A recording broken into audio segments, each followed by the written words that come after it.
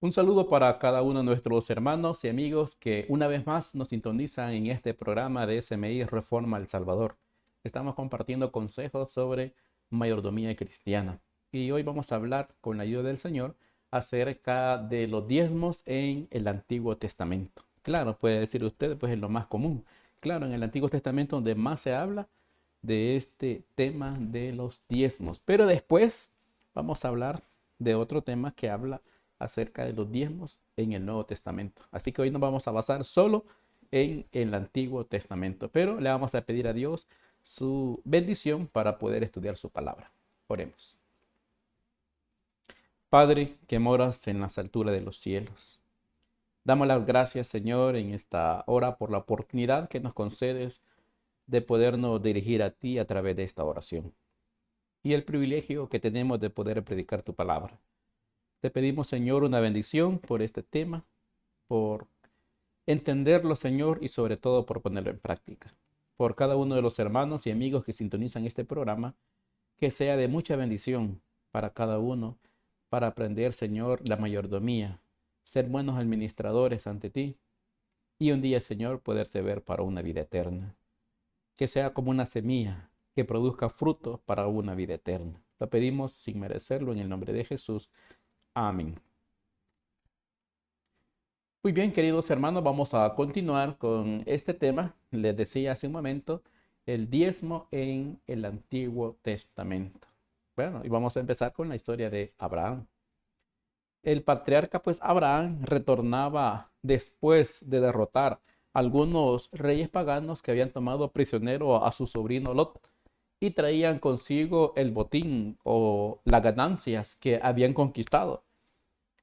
Cuando salió a su encuentro Melquisedec, rey de Salem y sacerdote pues del Dios Altísimo. Ahora pensemos en algo, en esa escena, en esa historia de Génesis capítulo 14. Según pues el sacerdote Melquisedec, ¿quién le había dado pues la victoria a Abraham? Vamos a leer la palabra del Señor. Dice en el libro de Génesis capítulo 14, versículo 19 y el versículo 20. Dice la palabra del Señor. Y le bendijo diciendo: Bendito sea Abraham del Dios Altísimo, creador de los cielos y de la tierra.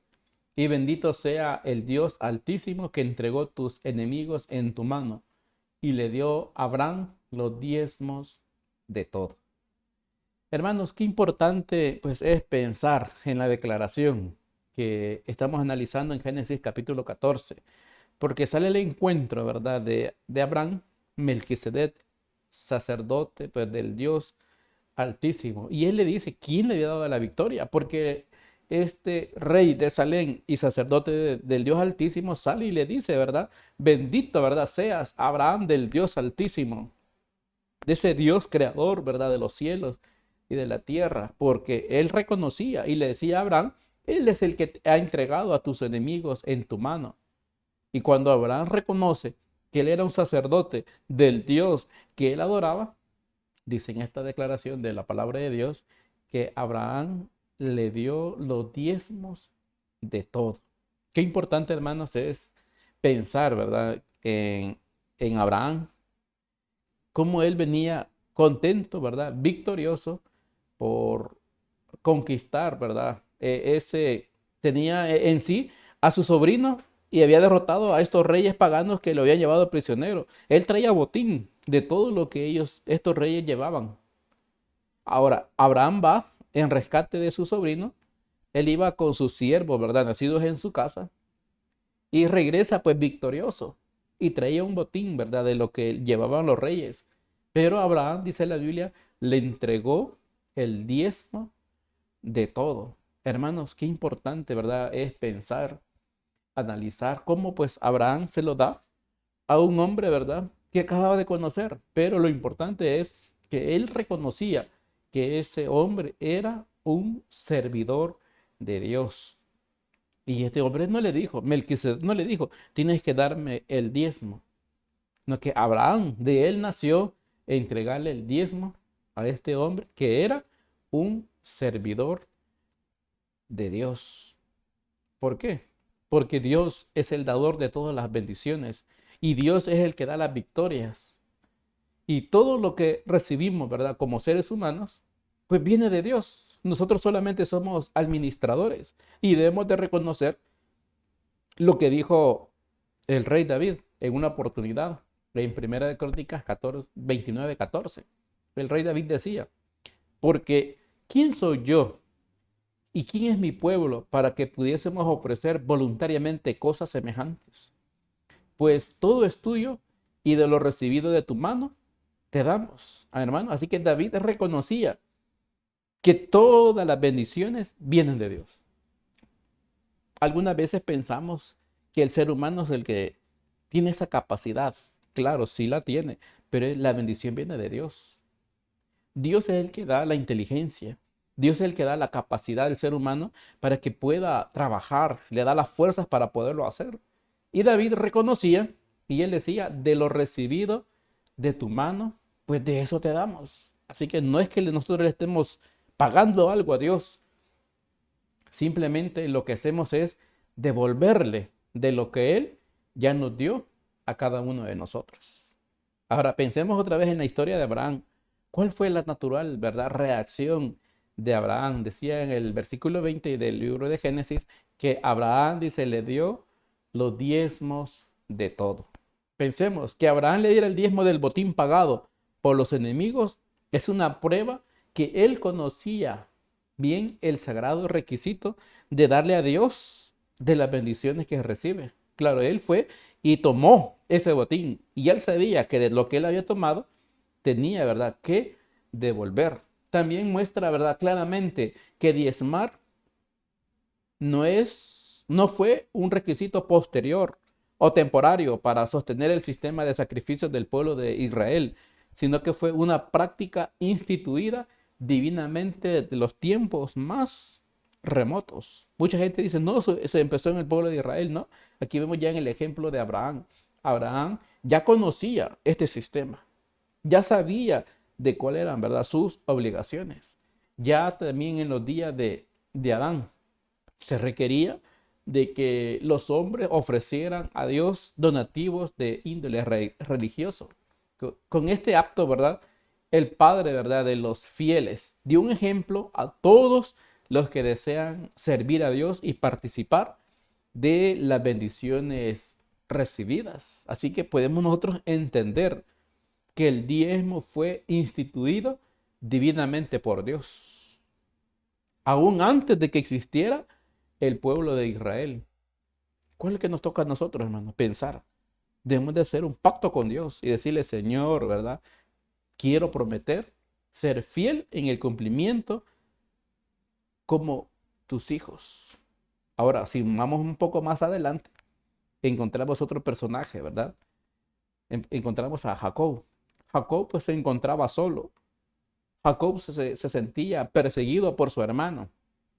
Después de haber recibido engañosamente la bendición de la primogenitura, en esa noche, ¿verdad?, de soledad, Jacob tuvo un sueño inesperado. Ya en el tema anterior hablábamos acerca pues de Jacob. Hoy solamente vamos a hacer un énfasis para llevar una secuencia de los primeros que empezaron a diezmar.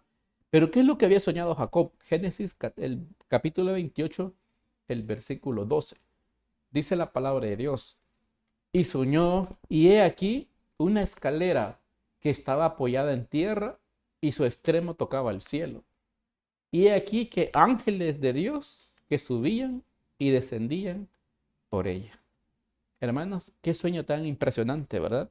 Ya en el tema anterior hablamos detalles, por qué en el lugar que estaba, cómo lo llamó Jacob, qué significaba esa piedra, ¿verdad?, que él ungió. En el tema anterior hablamos más de esto, pero sí quiero hacer ahora otra cosa, enfatizarme en otra cosa con este versículo, cuando Jacob soñó, ¿verdad?, con esa escalera que estaba apoyada en la tierra, y dice la Biblia que llegaba hasta el cielo. Y Jacob pudo contemplar a Dios en el cielo. Y él miraba esos ángeles de Dios que subían y bajaban de esa escalera. Sabemos nosotros que con los ángeles que suben son los que llevan las peticiones y los que bajan son los que traen las bendiciones para los hijos, ¿verdad?, de Dios. Pero ahora pensemos también en otra cosa. La escalera, ¿verdad?, que se le mostró en sueño a Jacob, fue la misma a la que se refirió Cristo en su conversación con Natanael. En Juan capítulo 1, el versículo 51, encontramos esta declaración. Dice la palabra de Dios: y él le dijo, de cierto os digo, que de aquí en adelante veréis el cielo abierto y los ángeles de Dios que suben y descienden sobre el Hijo del Hombre. Hermanos, ahora Jesús se presenta como esa escalera. Jacob en aquella oportunidad soñó con una escalera donde subían ángeles y descendían ángeles. Pero Jesús le habla a Natanael cuando él le dice, he aquí un verdadero israelita en quien no hay engaño. A Natanael fue que Jesús le dice, desde ahora en adelante vas a ver, Natanael, vas a ver el cielo abierto y todos los ángeles que suben y descienden sobre el Hijo del Hombre. O sea, sobre Jesús. Se presenta como esa escalera, como un medio de conexión entre el ser humano y Dios. Jesús, ¿verdad? Es el que conecta lo que se había perdido una vez cuando Adán cayó en pecado. Así que indudablemente, ¿verdad? Jacob tuvo un encuentro con Jesús. Ese sueño que tuvo Jacob en aquella oportunidad era Jesús mismo que estaba ahí con Jacob. Y eso es lo primero que debe pasar en nuestra vida para que nosotros lleguemos a ser fieles en la mayordomía cristiana. Necesitamos un encuentro con Jesús como el que tuvo Jacob en ese momento. Ahora, ese encuentro con Jacob, ¿cómo reaccionó él cuando despertó de ese sueño? Dice Génesis capítulo 28, el versículo 21 y el versículo 22. Jacob dice, y si volviere en paz a casa de mi padre, Jehová será mi Dios, y esta piedra que he puesto por señal será casa de Dios, y todo lo que me dieres, el diezmo apartaré para ti. Hermanos, qué importante, ¿verdad? Ya en el tema anterior aclarábamos esta parte. No es que Jacob está poniendo condiciones a Dios. Cuando alguien dice, no, pues ahí le está pidiendo que si él lo trae, ¿verdad? De regreso. Los versículos anteriores dicen, si él lo trae otra vez a la casa de su padre, si él le daba alimento, si él le daba dónde vivir, él le dijo que iba a dar todo el diezmo para él. Hermano, no es una condición. Simplemente leíamos en la matutina Conflicto y Valor del 28 de febrero, que ahí nos explica que no es una condición es la que pone, sino que son palabras de una persona agradecida. Él está prometiendo que le va a dar de todo lo que le dé, le va a apartar el diezmo para el Señor. Así que son palabras de agradecimiento que se le presentan a Dios en este caso. Así que después de haber experimentado el amor, ¿verdad? Y la misericordia de Dios al llegar hasta ese lugar, Jacob comienza una nueva vida, una nueva etapa en su vida. Él, sin ninguna duda, sabía acerca del diezmo anteriormente, pero ahora decidió no solo reconocer, sino también practicar y llevar una vida de fidelidad pues al Creador. El caso pues de Jacob testifica que nunca es demasiado tarde para hacer un nuevo comienzo en la devolución del diezmo, que ciertamente pues no es de nosotros, ni tampoco vamos a hacerlo de dar el diezmo para ganar un favor de Dios, sino lo vamos a hacer, lo vamos a devolver para demostrar el amor que tenemos hacia Dios. Las bendiciones pues del cielo pueden entonces descender, tal como ocurrió en la vida de Jacob. Así que nosotros podemos pensar en el ejemplo de Abraham, en el ejemplo de Jacob, que eran hombres que fueron fieles en lo que les correspondía. Así que nosotros también debemos de hacer un pacto con Dios y decir, prometo ser fiel en devolver los diezmos, no para ganarme el favor de Dios, sino como un acto de agradecimiento al Señor por todo lo que Él nos da. Ahora pensemos en otra etapa de la Biblia. Cuando Dios sacó al pueblo de Israel de la esclavitud de Egipto para que fuera su especial tesoro, Él enseñó a reconocerlo como poseedor de todas las cosas. ¿Cómo reconocería pues el pueblo de Dios que Él es el dueño de todo? ¿Qué es lo que tenían pues que hacer? o cómo lo tenían que hacer. Levítico 27, el versículo 30. Dice la palabra de Dios. Y el diezmo de la tierra, así como de la simiente de la tierra, como el fruto de los árboles de Jehová es cosa dedicada a Jehová. Así que hermanos, ya en el pueblo de Israel, ¿verdad? Está la declaración, todo el diezmo de la tierra, así como de la simiente de la tierra, como el fruto de los árboles, dice la Biblia que es de Jehová. Y ahora dice Levíticos 27:32, y el diezmo de vacas y de ovejas, de todo lo que pasa bajo la vara, el diezmo será consagrado a Jehová. Así que hermano, de todo lo que Dios nos da, ahí hablaba acerca de las cosechas, ¿verdad? De la tierra, de los árboles. Ahora habla pues del ganado, ¿verdad? De las vacas o de las ovejas, de todo lo que el Señor nos da, Él nos pide un porcentaje que es el diezmo. Dice un párrafo, hermanos, en Patriarcas y Profetas, la página 506, que quiero compartir con ustedes. Dice así esta lectura. El sistema de los diezmos y de las ofrendas tenía por objeto grabar en las mentes humanas una gran verdad, a saber, que Dios es la fuente de toda bendición para sus criaturas y que se le debe gratitud por los preciosos dones de su providencia. Así que, ¿cuál era el propósito según este párrafo? Era, dice, de grabar en la mente humana una gran verdad y reconocer que Dios es el dador de todas las cosas. Así que alguien puede decir, y Dios no necesita. Es cierto, Él no lo necesita porque Él es el dueño de todo. Simplemente cuando lo hacemos es que reconocemos que de Él depende todas las cosas. Como dijo David, de lo recibido de tu mano, pues de eso es lo que te damos. Así que ¿a quién asignó Dios? Ya cuando estaba el pueblo de Israel libre de la esclavitud, ¿a quién asignó para recibir los diezmos del pueblo? Dice el libro de Números, capítulo 18, el versículo 21. Dice la palabra de Dios. He aquí, dijo el Señor, que he dado a todos los hijos de Leví todos los diezmos en Israel por heredad, por su ministerio, por cuanto ellos sirven en el ministerio de tabernáculo de reunión. Así que Dios saca al pueblo y a todos les da una porción como una herencia en la época de Josué. Pero Dios dice, pero a los hijos de Leví no les voy a dar tierra en herencia, sino que la herencia para los levitas eran los diezmos de todo el pueblo.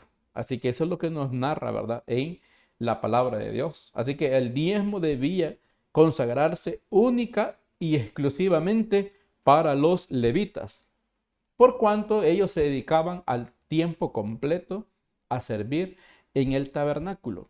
La Biblia habla acerca de un segundo diezmo. La gente confunde muchas veces. Yo veo predicadores que hacen videos que dicen, no, que el diezmo hay que dárselo a las viudas, a los huérfanos, pero no el primer diezmo. Claro, la Biblia no dice un segundo diezmo con ese título, pero por lo que nos habla en el libro de Deuteronomios, nos damos cuenta, Deuteronomios 14, que hay otro segundo diezmo que no lo vamos a hablar ahora. Lo vamos a hablar después del diezmo en el Nuevo Testamento. Vamos a hablar un tema acerca del segundo diezmo y de las funciones para qué era. Así que el primer diezmo de lo que nos habla el libro de Números 18:21 habla del primer diezmo que daba el pueblo de Israel, que era exclusiva solo para los levitas, porque ellos son los que se dedicaban a tiempo completo a servir a Dios en el tabernáculo. No así como el segundo diezmo, que es otro tema que lo vamos a hablar en otra ocasión, para hacer una diferencia del primer diezmo y el segundo diezmo. Ahora, hay un párrafo en Mayordomía Cristiana, la página 86. Dice así la lectura. El asunto de la dadivosidad no ha sido librado al impulso. Dios nos ha dado instrucciones definidas concernientes a Él. Ha especificado que los diezmos y las ofrendas constituyen nuestra obligación y desea que demos en forma regular y sistemática, que cada uno examine periódicamente sus entradas, las que constituyen una bendición de Dios y aparte el diezmo para que sea del Señor en forma sagrada. Este fondo en ningún caso debería dedicarse a otro uso. Debe dedicarse únicamente para el sostén del ministerio evangélico. Después de apartar el diezmo, hay que separar los donativos y las ofrendas según haya prosperado. Así que, hermanos, qué interesante pensar en esta declaración. Según Mayordomía Cristiana, ¿verdad? Dice que es un asunto de dadivosidad de cada persona que no fue librado al impulso, sino que hay instrucciones claras y definidas en la palabra de Dios. Todos tenemos esa obligación, no como una cuota, sino según las bendiciones que recibimos de Dios. Por eso Dios es tan sabio que Él puso un porcentaje, el 10. Hay personas que enseñan una cantidad específica, pero Dios no enseña una cantidad específica como una cuota, sino que Él habla de un porcentaje de un 10% según las entradas y según las bendiciones recibidas. Según este párrafo nos habla que cuando recibimos de las bendiciones de Dios, lo primero que tenemos que hacer es apartar o separar los diezmos.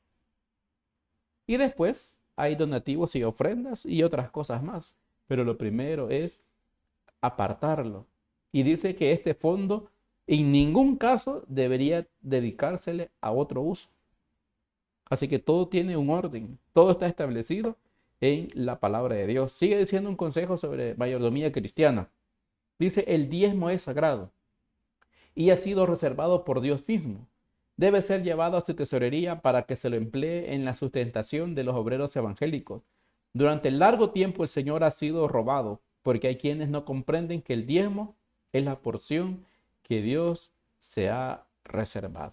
Así como fue en el Edén, Dios le dijo a Adán, todos los árboles que están aquí pueden comer, menos de este. Había un árbol de la ciencia del bien y del mal. Dios se lo había reservado. Y ese era el diezmo, ¿verdad? Que Adán no podía tocar. Ahora Dios también se ha reservado la 10ª parte de todas las bendiciones que nosotros recibimos. Así que cuando nosotros pensamos ahora en el pueblo de Israel, debemos de entender que al pueblo se le enseñó que cuando hacía esto es porque reconocía a Dios como el dueño de todo lo que poseemos. No somos nosotros los dueños, nosotros solamente somos administradores de las bendiciones que Dios nos da a cada uno de nosotros. Así que el tiempo va pasando. Ahora vamos a otra época del pueblo, en la época del rey Ezequías. Como el pueblo, ¿verdad?, de Israel tendía a olvidarse de las ordenanzas divinas y por consiguiente también del diezmo, Dios usó al rey Ezequías para traer una reforma que condujo a los israelitas para que pudieran traer nuevamente los diezmos y las ofrendas abundantemente. De dicha experiencia se extraen varios principios bíblicos acerca de la administración de los diezmos. Según Segunda de Crónicas, capítulo 31, versículo 11 y 12, dice la palabra de Dios. Entonces mandó Ezequías que preparasen cámaras en la casa de Jehová y las prepararon. Y en ellas depositaron las primicias, los diezmos y las cosas sagradas, fielmente, y dieron cargos de ellos al levita Conanías, y el principal, y Semeí, su hermano, fue el segundo. Así que, hermano, aquí encontramos en la declaración bíblica que Ezequías estaba haciendo una reforma. El pueblo de Israel se había olvidado aún de cumplir sus requisitos en devolver lo que a Dios le pertenece. Pero Dios puso las personas indicadas, que eran personas consagradas al servicio, ¿verdad?, de Dios en el tabernáculo. Y eso es lo importante, ¿verdad?, que cada uno de nosotros debe de comprender, que la recaudación se centraliza pues en el templo, ¿verdad? En aquella época fue en Jerusalén y de ahí se distribuían los recursos en todo el país, pero existía una administración centralizada de los diezmos. Y los encargados de administrar los diezmos eran representantes de los propios levitas. El pueblo traía el diezmo al templo, pero no el pueblo lo administraba, sino porque ellos lo entregaban y lo administraban las personas encargadas del servicio en el templo de Dios. ¿Hasta qué más? Segunda de Crónicas, capítulo 31, el versículo 18. Dice, eran escritos con todos sus niños, sus mujeres, sus hijos e hijas, toda la multitud, porque con fidelidad se consagraban a las cosas santas.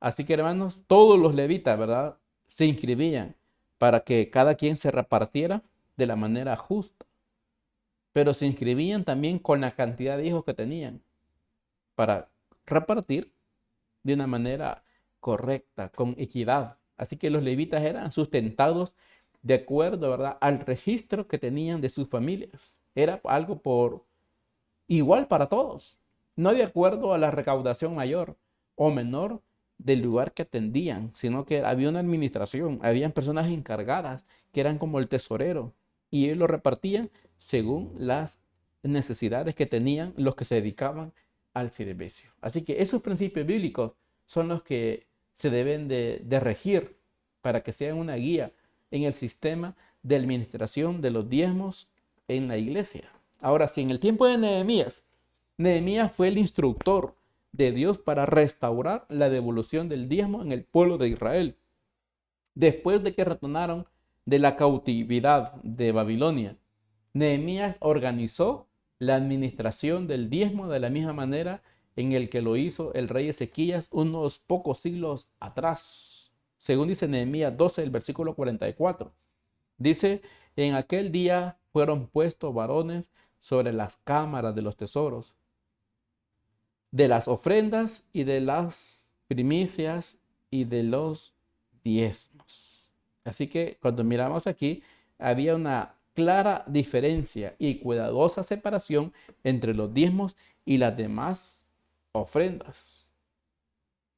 Nehemías 13:10 dice, encontré asimismo que las porciones para los levitas no les habían sido dadas, y que los levitas y cantores que hacían el servicio habían huido cada uno a su heredad. Hermanos, ¿verdad? Así que había un problema en la época de Nehemías, y él fue que también hizo una reforma en la época, ¿verdad?, que él estaban reconstruyendo el templo. Y él vio que el pueblo había dejado de cumplir también sus obligaciones y los levitas tenían que ir a trabajar en lo material para poder ganar su sustento. Así que los levitas tenían dedicación exclusiva al servicio del santuario. Por eso recibían los diezmos para sustentarse. Al no recibirlos, tuvieron ellos que buscar el autosustento. Y lo peor es que dejaron por completo el servicio porque no podían hacer las dos cosas a la vez. Leamos otra vez en el libro de Nehemías. Nehemías capítulo 13, el versículo 11 al versículo 13. Dice la palabra de Dios. Entonces reprendí a los oficiales y les dije, ¿por qué está la casa de Dios abandonada? Y los reuní y los puse en sus puestos. Y todo Judá trajo el diezmo del grano, del vino y del aceite a los almacenes. Y puse por mayordomos sobre de ellos al sacerdote Selemías y al escriba Sadoc y de los levitas a Pedaías. Así que hermanos, aquí encontramos la declaración. ¿Qué hizo Nehemías? Tuvo que reprender. Porque ¿por qué la casa de Dios dice estaba abandonada? Porque el pueblo ya no contribuía con lo que le correspondía para los levitas, así que ellos tenían que ir a buscar trabajo cuando su labor estaba en el templo, ¿verdad? En el santuario terrenal. Pero pensemos que existía una recaudación y una administración centralizada. Los diezmos, ¿verdad?, se guardaban en almacenes del templo. La palabra pues hebrea, opsar, que aquí pues es traducida como almacenes, es la misma que se traduce en el libro de Malaquías cuando dice trae el diezmo al anfolí. Hermanos, eso es importante que nosotros debemos analizar, conocer la historia en el pueblo de Israel para darnos una enseñanza también a cada uno de nosotros. Así que al igual que la reforma del rey Ezequías, se estableció un equipo conformado por representantes de los sacerdotes y levitas para que ellos sean los que administren los diezmos con equidad. Ahora, vamos avanzando. Estamos hablando del diezmo en el Antiguo Testamento. Ahora pensemos el diezmo en los tiempos del profeta Malaquías. Malaquías desarrolló su ministerio en los tiempos de Nehemías. Los exiliados habían regresado de la tierra de su cautiverio, pero en su corazón permanecían en el lejano país de la desobediencia y el olvido de Dios. Y como se estaban olvidando de Dios, qué grave pecado existía en el pueblo de Dios. Dice Malaquías capítulo 3, el versículo 8. Hay una pregunta que debemos de reflexionar cada uno de nosotros, porque dice el profeta, ¿robará el hombre a Dios? Está escrito en el libro de Malaquías. Pues vosotros me habéis robado. Y dijisteis, ¿en qué te hemos robado?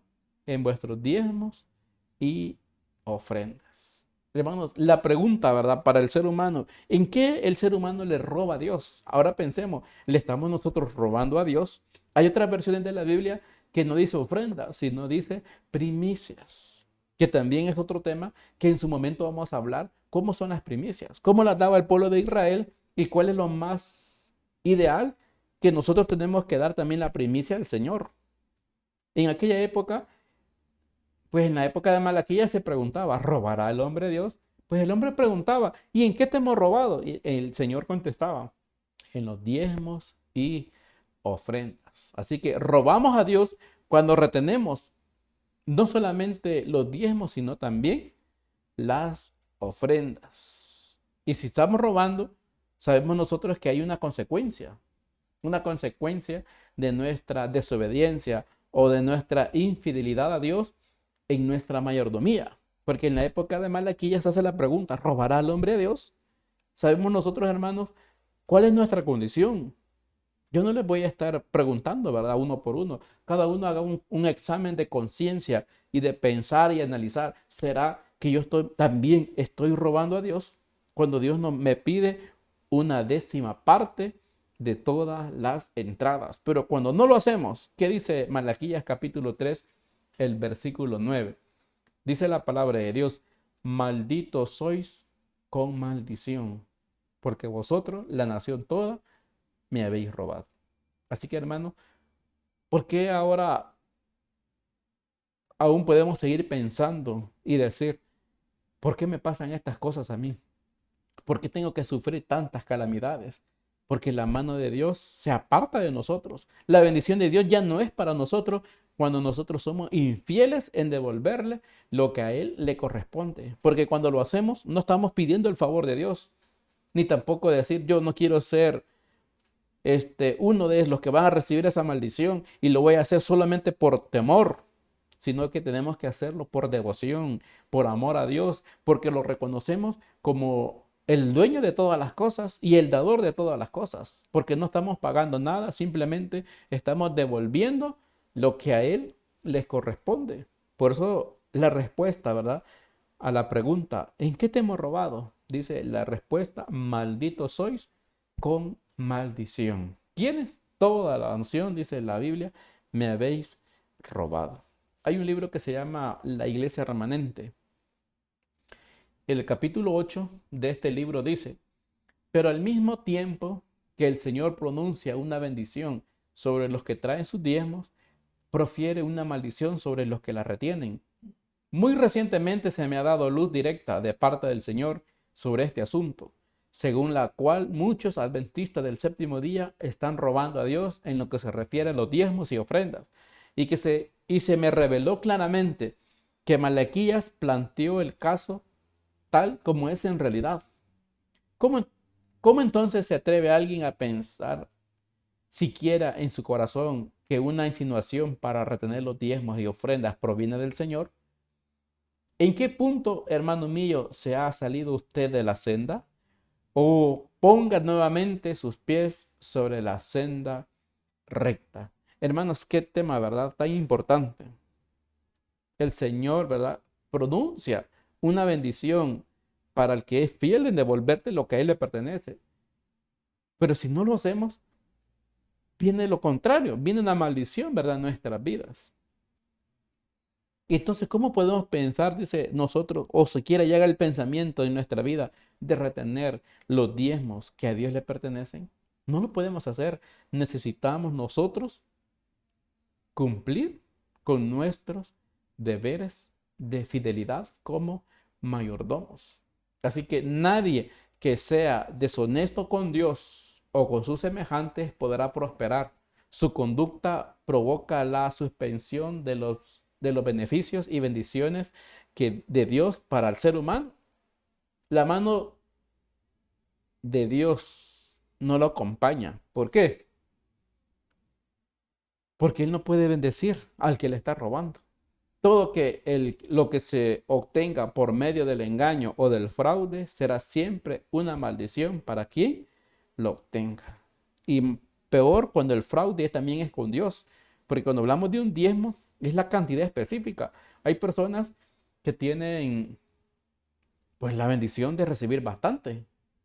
Cuando en algunas ocasiones he hablado de estos temas, en algunas iglesias hay personas que se asustan, ¿verdad? Y dicen, no, pero es que yo gano tanto, ¿verdad? Hablando de miles, porque siente que la cantidad es mucha la que va a dar, pero así es la bendición que ha recibido. Y cada quien va a dar de acuerdo a las bendiciones que Dios le ha dado.